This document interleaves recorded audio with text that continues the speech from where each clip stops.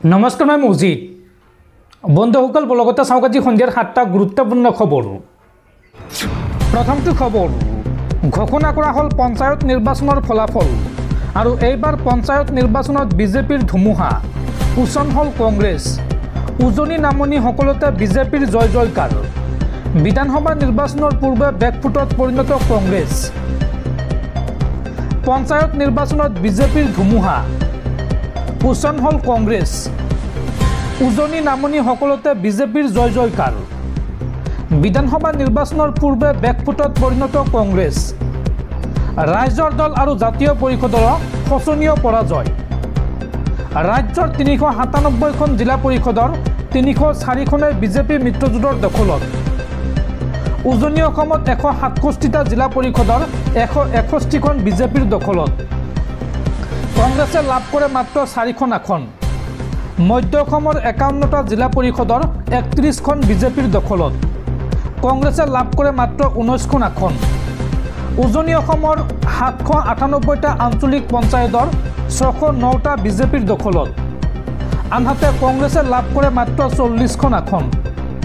নামনি অসমৰ 108টা আঞ্চলিক পঞ্চায়তৰ 88টা বিজেপিৰ দখলত।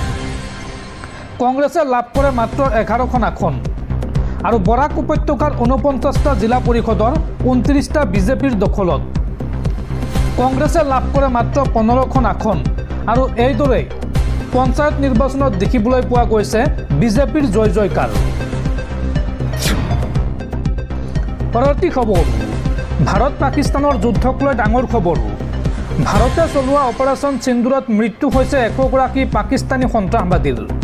লগতে 35ৰ পৰা 40গৰাকী পাকিস্তানী সেনাও মৃত্যু হৈছে ভাৰতৰ প্ৰত্যুত্তৰত। ভাৰতে নিধন কৰা সন্ত্ৰাসবাদীৰ ভিতৰত আছে ভাৰতৰ 3গৰাকী মষ্ট ৱান্টেড সন্ত্ৰাসবাদী। সংবাদমেল পাতি এই তথ্য জনালে ভাৰতীয় সেনাই। অপাৰেশ্যন সিন্দুৰত নিহত হৈছে 100গৰাকী পাকিস্তানী সন্ত্ৰাসবাদী আৰু লগতে 35ৰ পৰা 40গৰাকী পাকিস্তানী সেনাও নিহত হৈছে ভাৰতৰ প্ৰত্যুত্তৰত। 700ৰো অধিক ড্ৰোনেৰে আক্ৰমণ কৰিছিল পাকিস্তানে। অপাৰেশ্যন সিন্দুৰত সেনাই ধ্বংস কৰে 9টাকৈ সন্ত্ৰাসবাদীৰ ঘাটি আৰু ইয়াৰে 5টা ঘাটি আছিল পাকিস্তান অধিকৃত কাশ্মীৰত আৰু 4 সন্ত্ৰাসবাদীৰ ঘাটি আছিল পাকিস্তানত। ভাৰতে 5 পাকিস্তানী বায়ুসেনাৰ ঠিকনাক লক্ষ্য কৰি লৈছিল। পেহেলগামৰ প্ৰতিশোধ নিখুঁতভাৱে দিয়া হৈছে পাকিস্তানক। অপাৰেশ্যন সিন্দুৰক লৈ স্থল সেনা বায়ুসেনা আৰু নৌসেনা বিষয়াৰ সংবাদমেলত এইসমূহ তথ্য জনাইছে সেনাই। ভাৰতে নিধন কৰা সন্ত্ৰাসবাদীৰ ভিতৰত আছিল ভাৰতৰ 3গৰাকী মষ্ট ৱান্টেড সন্ত্ৰাসবাদী। অপাৰেশ্যন সিন্দুৰত নিহত হৈছে ইউছুফ আজাহাৰ, আব্দুল মালিক ৰৌফ আৰু মুদাছিৰ আহমেদ। IC 814 হাইজেক আৰু পুলৱামা কাণ্ডৰ লগত জড়িত আছিল এই সন্ত্ৰাসবাদীকেইটা। কুখ্যাত জৈচি মহম্মদৰ মাছুদ আজাহাৰৰ ভাতৃ ইউছুফ আজাহাৰ এই আটাইকে ভাৰতৰ অপাৰেশ্যন সিন্দুৰৰ জৰিয়তে হত্যা কৰা হৈছে বা অপাৰেশ্যন সিন্দুৰৰ ফলত মৃত্যু হৈছে এইসকল সন্ত্ৰাসবাদীৰ। পৰৱৰ্তী খবৰ ৰাজ্য কঁপাই যোৱা গুৱাহাটীৰ 10 বছৰীয়া শিশু হত্যাকাণ্ডৰ নতুন মূৰ। পৰকীয়া প্ৰেমত হেঙাৰ হোৱাৰ বাবেই সন্তানক হত্যা কৰা দীপালী ৰাজবংশীয়ে এতিয়া বোৱাইছে ঘৰিয়ালৰ চকু পানী। এই সন্দৰ্ভত তেওঁ মন্তব্য কৰি কয় যে মোৰ ল'ৰাটোক ন্যায় দিয়ক, মোৰ ল'ৰাক ন্যায় লাগে, মোৰ সন্তানক মই কাকো একো কৰিবলৈ দিয়া নাই। গুৱাহাটীত 10 বছৰীয়া শিশু হত্যা কৰা ঘটনাৰ নতুন মূৰ। শিশুটিৰ মাতৃয়ে থানা লকআপৰ পৰা ওলাই এই মন্তব্য কৰিছে। লকআপৰ বাহিৰত মৃন্ময়ৰ মাতৃৰ কান্দোন। কিদৰে মৃন্ময়ৰ সৈতে সংঘটিত কৰিছিল ভয়ংকৰ কাণ্ড চাওঁ আহক। এই মহিলাগৰাকীয়ে মন্তব্য কৰি কৈছিল যে মোক সন্তান নালাগে, মোক কেৱল তোমাক লাগে।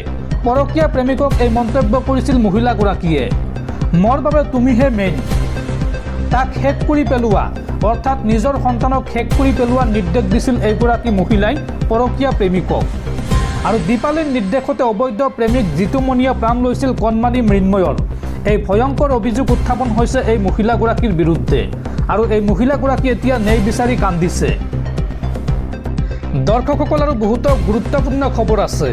তাৰ আগতে আপোনাক জনাওঁ যে যদি আপুনি এতিয়ালৈকে এইটো ভিডিঅ'ত লাইক কৰা নাই তেন্তে এতিয়াই ভিডিঅ'টোত লাইক কৰি দিয়ক আৰু এনেকুৱা ধৰণৰ ভিডিঅ'সমূহ নিতৌ চাবলৈ চেনেলটো ছাবস্ক্ৰাইব কৰি কাষত থকা বেল আইকনটো প্ৰেছ কৰি ৰাখক।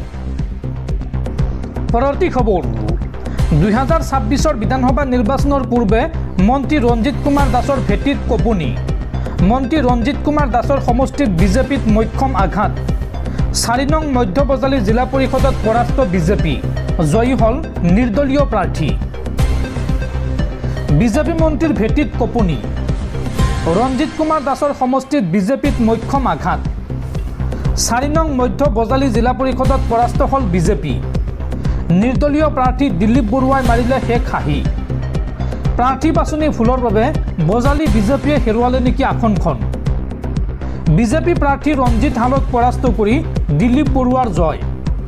বিজেপিক 4126টা ভোটত পৰাস্ত কৰে নিৰ্দলীয় প্ৰাৰ্থীগৰাকীয়ে। পৰৱৰ্তী খবৰ দেশৰ কোটি কোটি ক্ৰিকেট প্ৰেমীলৈ বেয়া খবৰ। টেষ্ট ক্ৰিকেটৰ পৰা অৱসৰ বিৰাট কোহলীৰ। ছ'চিয়েল মিডিয়াত বিৰাট কোহলীয়ে কৰিলে এই ঘোষণা আৰু তাৰ পিছত এতিয়া কোটি কোটি ক্ৰিকেট অনুৰাগীৰ চকুত চকু পানী। পৰৱৰ্তী খবৰ পঞ্চায়ত নিৰ্বাচনৰ ভোটগণনাৰ সময়তে ভয়ংকৰ ঘটনা। কৰ্তব্য পালনৰ সময়তে মৃত্যু হ'ল এইগৰাকী আৰক্ষী জোৱানৰ। উচ্চ ৰক্তচাপত আক্ৰান্ত হৈ শ্ৰীমল চন্দ্ৰ ৰায় নামৰ জোৱানজনৰ মৃত্যু হয়। কাউণ্টিং হলৰ ওচৰতে মৃত্যু হয় জোৱানজনৰ। বিলাসীপাৰা সমজিলা কাৰ্যালয় চৌহদত সংঘটিত হৈছে এই শোকাবহ ঘটনা। পৰৱৰ্তী খবৰ পঞ্চায়ত নিৰ্বাচনত কংগ্ৰেছ ধূলিসাৎ হোৱাৰ পিছতে এই সন্দৰ্ভত এইবাৰ ডাঙৰ মন্তব্য কৰিছে ৰাজ্যৰ মুখ্যমন্ত্ৰী ডক্টৰ হিমন্ত বিশ্ব শৰ্মাই। হিমন্ত বিশ্ব শৰ্মাই কয় যে যোৰহাটত গৌৰৱ গগৈৰ জয়ে কংগ্ৰেছক অহংকাৰী কৰিছিল।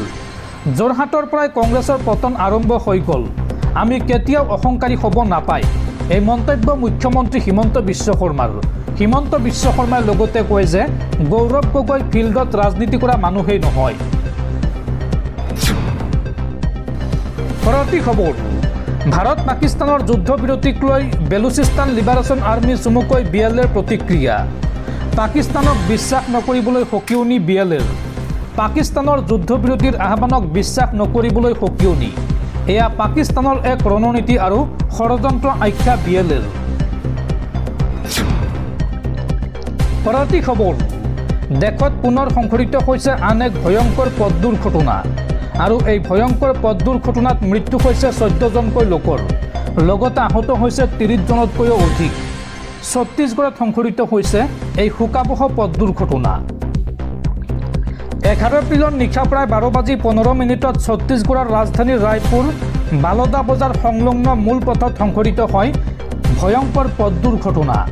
এই ভয়ংকৰ পথ দুৰ্ঘটনাত 14জন লোক নিহত হোৱাৰ লগতে 30জনতকৈ অধিক আহত হয়। এই আহতসকলক ৰায়পুৰ চিকিৎসালয়ত ভৰ্তি কৰোৱা হৈছে। বিবাহ অনুষ্ঠানত অংশ লৈ গাড়ীৰে ঘৰলৈ উভতি আহি থকা অৱস্থাত সংঘটিত হয় এই দুৰ্ঘটনা। দুৰ্ঘটনাটোত আহত একাংশৰ অৱস্থা অতি গুৰুতৰ। প্ৰাণ হেৰুওৱাসকলৰ ভিতৰত অধিকাংশই মহিলা।